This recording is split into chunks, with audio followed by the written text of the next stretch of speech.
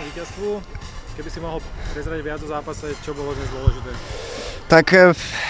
Tak dnes, jak som došiel, som sa bol rozohrávať s miestnym veľmi dobrým hráčom, Viťkom, ktorý sa vrátil z Ameriky. Tak sme aj trošku taká nostalgia, ale takú dobrú pozitívnu energiu doniesol. Ale nie ako... Rozohrával som sa v úplne iných podmienkach, bolo slnečno a teplo a bez vetrie.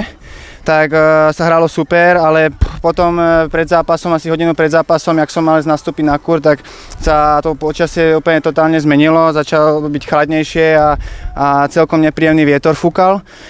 Ale tak musel som sa s tým popasovať, veľmi dôležité bolo, aby som hral normálnu svoju hru útočnú, aby som málo kazil, aby boli dlhé výmeny, lebo vo výmenách sa cítim veľmi dobre, komfortne a dnes som veľmi dobre servoval, veľké percento prvého podania a to bol asi ten kľúč úspechu, že som si vyhrával celkom v pohode servisy.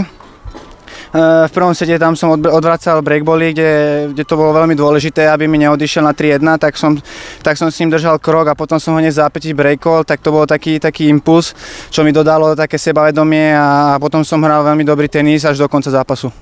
Bolo niečo, v čom bol povedzme lepším hráčom, alebo v čom ťa mohlo ohroziť, alebo si tak veril v tom zápase, že sa nemôže dojsť nejakému obratu? Jak som ho breakol potom v prvom sete, že som vlastne aj potom som potvrdil break na 4-2, tak som necítil z neho nejaký útok, lebo snažil som sa diktovať tempo aj tú výmenu, čiže dá sa tak povedať, že celý zápas bol on pod tlakom, že nemohol moc tak vymyslieť a čo som aj veľmi rád, že som dokázal hrať veľmi solidný tenis od začiatku až do konca zápasu.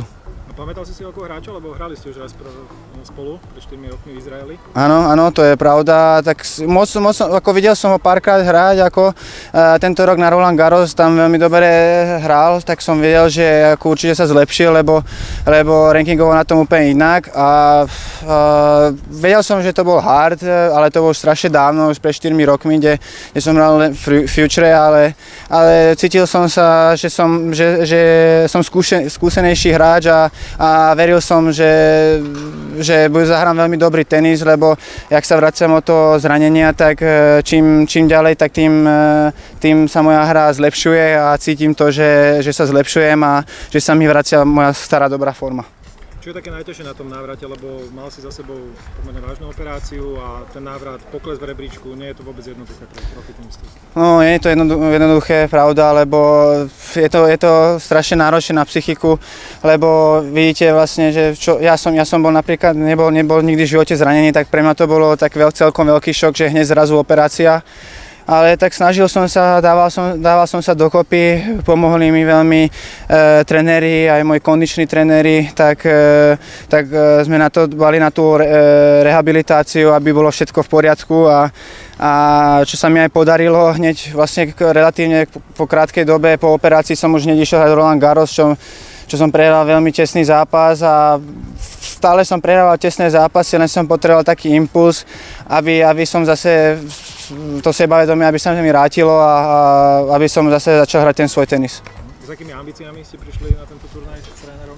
Tak najprv sme neočakávali, že by sme náhodou dostali kartu alebo tak, ale potom mi bolo povedané, že by som dostal divokú kartu do hlavnej súťaže, čo ma aj prekvapilo veľmi dobre a ešte naviac ma prekvapilo to, že som dostal priamo do hlavnej, tak to bolo veľmi dobré, že vlastne mal niekto iný možnosť dostať tú kartu z našich mladých a idem od zápasu k zápasu. Najprv bolo teraz prekonať to prvé kolo, čo sa mi aj veľmi podarilo, čo je veľmi dobré a povzbudzujúce a dúfam, že tá moja forma vydrží naďalej.